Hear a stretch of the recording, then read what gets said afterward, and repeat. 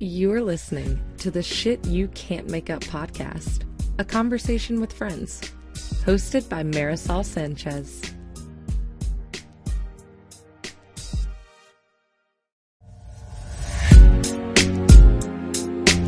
You are listening to the Shit You Can't Make Up podcast, a conversation with friends, hosted by Marisol Sanchez.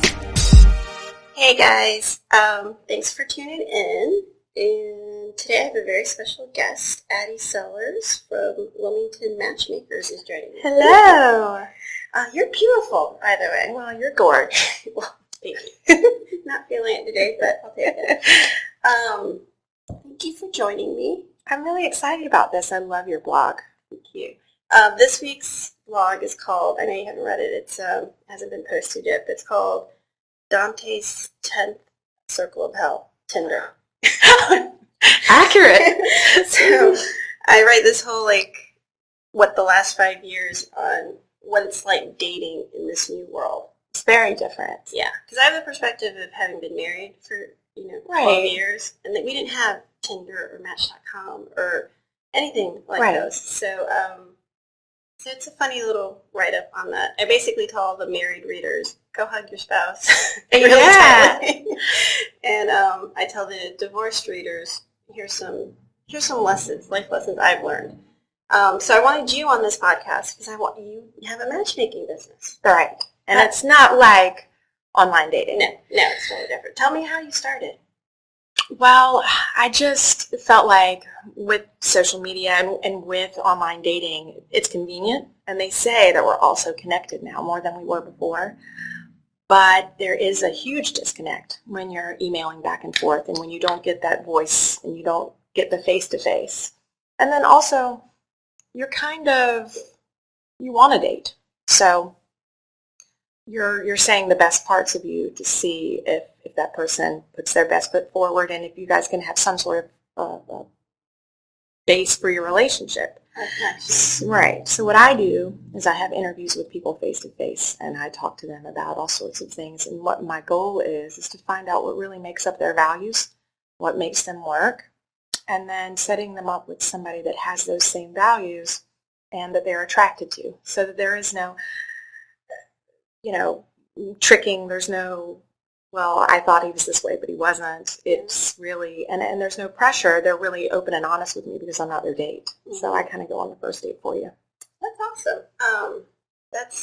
How'd you get started? Oh, well, I knew that this town really had a need for it. And I was a single mom, and had my own experience of online dating. Plus, for my job, I did interviews. And I'd had a lot of training through Premier Education with, I got licensed as a coach. So I knew what values meant and what communication was. And so I got started. And I had called every matchmaker around the country. I mean, I had probably called 50 different places, and everyone does it differently. Everyone has a different technique, and everybody has different beliefs. So I knew I just had to make it my own and do what I felt was best. And follow your passion. Follow my passion. It doesn't feel like a job, and it's. I love that. That's why I love all this. Yeah, it doesn't feel like a job. Yeah, and your heart and soul is in it. Yeah. But it's also hard for your job to make people happy. I think I realized a long time ago. You just have to try really hard, and you fall in love with your clients. Yeah. But there is no making people happy. It's their journey. It's their. Yeah. I would think it would be hard for me to be a matchmaker, because I probably end up after the first year being like, you're not dateable. That's basically what I do on dates now, is after I'm with someone for about 15 minutes, I'm like, dude, you just out of a divorce, your life's an animal, you don't need to be dating. Yeah, and that's a lot of times what we find out when they start. Mm-hmm. We set them up with a great match, and they cannot follow the quote-unquote rules of the service. It's because they haven't been dating in so long, or they're fresh out of a relationship, or whatever the reason, story, and excuse that they come up with as to why they can't date in a healthy way. Yeah. But once we get to the crux of the issue, typically there's a lot of growth between, let's say, the third date and then the last one. Now, full disclosure, I hired you about 2 years ago, and then I took myself off simply because I'm not dateable. Right now. Which is, right now. just working on myself and, knowing, I've gone out and I do think about it, and I don't want to end up alone. But right now I just got to focus on me. I have 3 kids. It goes by so quickly with them. It's just not, my heart's not open to it, which, that's why I took myself off. I was like, I'm out. And I'm still attracted to the wrong type of guy. So I'm like, I got to figure this out before. Yeah, and I think it's funny that you say that because I've interviewed you and I've been around you and I've gotten feedback from your dates. And that is not my opinion at all. And it's so funny how we think we're attracted to the wrong guy, but I think you're attracted to masculinity. I definitely am. and right? It's kind of not, but I don't think that's wrong. No, and it's not a victim. It doesn't come from a place of victimhood. It more comes from a place of, I just need to figure some shit out for myself, and until I'm healthy and happy and love myself, there's no reason wasting anyone's time. It's true. And you gotta love yourself from the couch to the kitchen sink. You have to love yourself, and even through your low highs and once you figure yourself out, you pretty much. I'm not worried about it. You shouldn't be gorgeous, funny, but it's been interesting, especially our perspective. We're living in small town. I just in the blog, I looked at how many people had said there's 112,000 was the last count of Wilmington, North Carolina. So it's a small town. It's not, I see the same men on Tinder. I see the same men on Match.com. I see the same men on Plenty of Fish. I see the same men over and over with the same picture from 4 or 5 years ago. I'm like, dude, come on. But anyway, I get ahead of myself. So what's the tough advice you would give to women, the women that come to your service? Like, what are they doing wrong? Ooh, it's funny because men and women, they both have the same pattern and the same answers. Women, I would say, really and truly, before you have expectations, we all come in with our little wish list.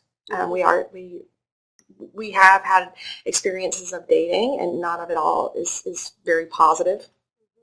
So I think you really have to come to grips with what you've been through and figure out why that pissed you off so much and why you start looking for faults in the next guy that you're going to date.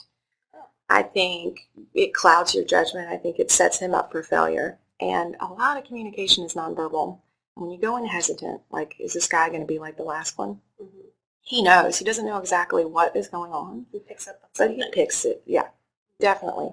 I see with my divorced friends a common, I don't want to describe it as a problem, but a common thing that they do is they'll meet someone, they instantly jump to the future. Mm-hmm. I mean, like, within, 20, they're like, he's the one, we connected, blah, blah, blah, blah. I'm like, you don't even know him yet. Right. And I know we're conditioned that way. We're conditioned to think of the partner as the next one, the forever one, the one. Mm-hmm. And I'm starting, the older I get, the more I'm like, that's not necessarily true. I mean, I'm not saying it's not true. Right, but it's not true. You're right. And our minds are schizophrenic. I mean, if you really just listen to your thoughts all day, they're scattered. They're all over the place. Mm-hmm. And so when you are dealing with a new person and you start, your mind plays movies. Exactly. Of what it's going to be and where it's going to go and what could happen. But that's where you have to work on yourself and stop yourself from doing that because... Yeah, that's what I kind of nicely try to tell them. I'm like, don't jump to be right there. Yeah, that's Look important. them in the eyes. Listen to them. Well, so many people don't listen. Yeah, you have to be still with it. They're making up, they could have a complete meal together and they're not listening to each other. They're just talking and then thinking about how they're going to respond. Yeah. Versus consuming and sitting with it. And seeing how you feel. Yeah. Listen to what they say, watch what they do, and then just be aware of what your feeling is when you get that. If you have a red flag, it's something to look at, and then something to communicate to them as well. Yeah, that's my problem with red flags is I see them very quickly. I'm attracted to them because I want to figure out why. Right. As soon as I mean, we can talk about some of the dates I've been on. I'm like, what, like red flag after red flag after red flag, and I want to know what made them the way they are. Like I want that. I want to discover their inner child shit. Not a healthy way. Which is great for your podcast, but not great for your dating life. Exactly. No. Because they may not even know. Yeah, no, they never do. I just went out with someone who, we were talking for a few hours, and he's like, we basically broke down, and I'm not a therapist, but we basically broke down his repetitive pattern of dating a certain type of woman and tied it back. We always tie it back to the mother. And he's like, you're an oracle. He's like, I want you to be my life coach. I'm like, well, I just know I can't date you. Right. That's all I know. Which is, I think, an X for me, which is something I need to work towards, is not analyzing my dates, but I do. I'm like, what's his damage? And when you do decide on that relationship, it is wholeheartedly your job to love them. Yeah. And you just have to come to terms with that. And you have to feel good about loving even the stuff that may drive you crazy. Look at why it drives you crazy. Yeah. It always has something to do with us. Yeah. I say that about judging people. I'm like, when you judge someone, you're saying something about yourself. Yeah, if you spot it, you got it. Yeah. For sure. So do you have any advice for men? Because I see different things between men and women. Mm-hmm. I think men, they, on the first date, they share so much. And they're being honest, and they've been told that they've got walls up, and so they share a lot. Here it all is, if I get to Too say much. right. And that ends up screwing them, really. Yeah. And it is too much. Just ask questions, try to get to know that person. Yeah. Maybe not share it, because the past is the past, and as long as you're happy in it, I feel like you probably wouldn't need to share it. Yeah. So maybe Yeah, not. that's true. That's true. They do overshare on the first date a lot. A lot. And it's overwhelming for the woman, and as a woman, we do jump to conclusions. We do, like that movie we say that we play. We're getting visuals on what they've been through and then what they're going to be like for you in the future, and that's not fair to him. Mm-hmm. So that would be my advice. Probably be yourself, but you don't need to paint a whole history of what you've been through. Yeah, I would say men of my age, in their 40s, who are divorced, which tends to be, the age range of who I see the date. A lot of them, again, I think it's a conditioning, can't be by themselves. Like, they're not, this is my opinion, they're not ready to date. They probably shouldn't date. They should learn to be friends, socialize, go back into society slowly. But they're conditioned that they have to be partnered off. They can't sit with loneliness or being alone. They're not comfortable with it. Because I feel like I go out with guys, and it's like, you're just not, I don't say this, but it's in my bubble. Yeah. Like, really, you don't really seem like you want to date. Like, it comes off. Like, you're lonely, you're sad, you want someone to take care of you, but you need to. And see, that's the beauty about having your own experience. That's been your experience. Mm-hmm. So that's what you're hearing. Yeah. When they do share this stuff. Yeah. Which what we just warned them about. But that's and see, that's not been my experience, so that's not what I'm hearing. Mm-hmm. But it's been real for you. That's what you've been through. It's a big projection in dating. You project so much. You have to be so aware of your mind and what you're doing. And I have gone out on dates where I have convinced myself that this is it. He is great. And I only heard the snippets of what worked for me. And that's when you just have to be quiet and be still and see how what he's saying about other things affects you and what it does. How you feel, yeah. Mm-hmm. I agree with that. All right, I have a question for you. Do you think everyone is dateable? No. Yeah, I no. do not agree with you more. I used to think whenever I first started, I would take on any client, any age, any background, in any state, just because I really believe that there is someone out there for everyone, and I do believe that. But dateable, ready, healthy, no. Yeah. I think you have to do a lot of work on yourself. Yeah, I think, again, maybe because I keep dating divorced men, that's what I keep bumping into. And because I know I'm not dateable, like we just said, I project my shit, but they're not dateable. It doesn't mean we can't be friends, doesn't mean we can't even have a relationship to develop something. And but right now, that instant, okay, we're going to go for coffee, then we're going to go for lunch, then we're going to be boyfriend and girlfriend, and then get married. I just think that's a conditioning that we have to undo. Yes, I do. I agree with that. And I think we've been told when we were little, my mom told me, you'll just know. You'll meet him and you'll just know that he's the one. And that is crazy. Yeah. That is so, that's not true. That's not been true for me. And it's not like they do studies on chemistry all the time, and it builds over time. I mean, sometimes it is instant, that animal raw thing. But a lot of times it can build over time. Second date, third date, you start really being attracted and it working. And I haven't done any research, but something I find fascinating is Indian culture. Their marriage is hugely done by arranged matchmaking, and they have a much more successful and happiness rate than we do here in the States. And I find that fascinating because I do think I have like two friends that I almost wish I know that I'll be dating someone, I'll consider them my boyfriend when these two particular friends of mine say yes. Yeah, and that's good too. Yeah. I mean, but I almost feel like sometimes you have to have a third person help in the mix. Going back to the Indian culture, I find it interesting too. In my business, I've had almost 100% success rate with widows and widowers. Interesting. And I believe the reason why is because they don't have some false sense of what a relationship is. They knew what it was. They were married for 30 or 40 years. I mean, it is the good, the bad, and the ugly, and they loved them anyways. And they were grief-stricken when they died.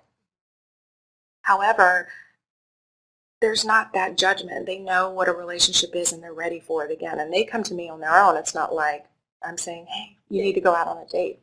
But they also don't have some fantasy of what they're not romanticizing. They're not, and it's a different time too. Like what we see on TV and what we see on social media and what we are portrayed as healthy relationships sometimes really aren't real. We're not seeing it all. Yeah.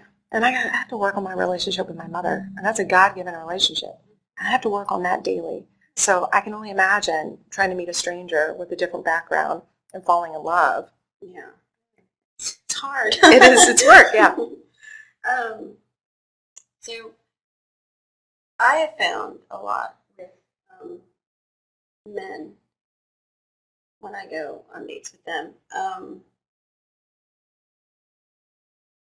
that they are always looking for someone to take care of them.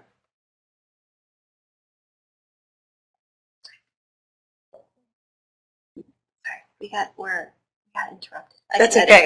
Okay.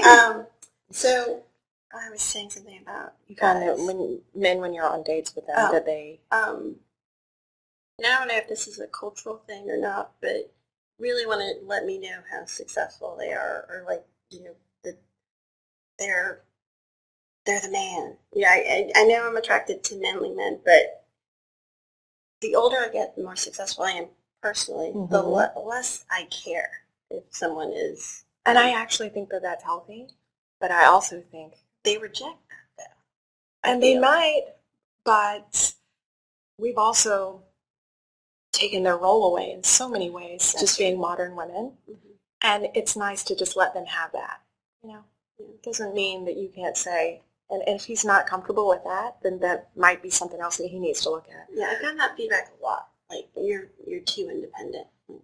Well, and so maybe look at it. I am. But if it makes you happy, then a no is a yes to me and a yes is a yes to me. If he passed because I'm independent and I love it and I'm happy in it, then it wasn't meant to be anyways. Looking at it and listening to your language and how you speak to someone and maybe making them feel like they're not needed, maybe something you can work on. But being independent is beautiful. Yeah, it's an interesting. Edit that out. I love editing.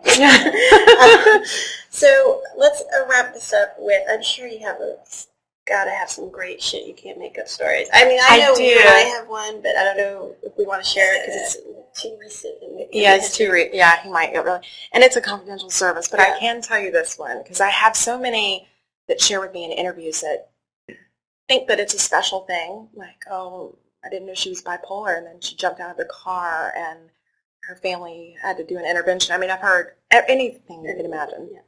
But I'll share this one because we're talking about divorce today. Had this guy come to an interview with me, really good looking, successful, funny.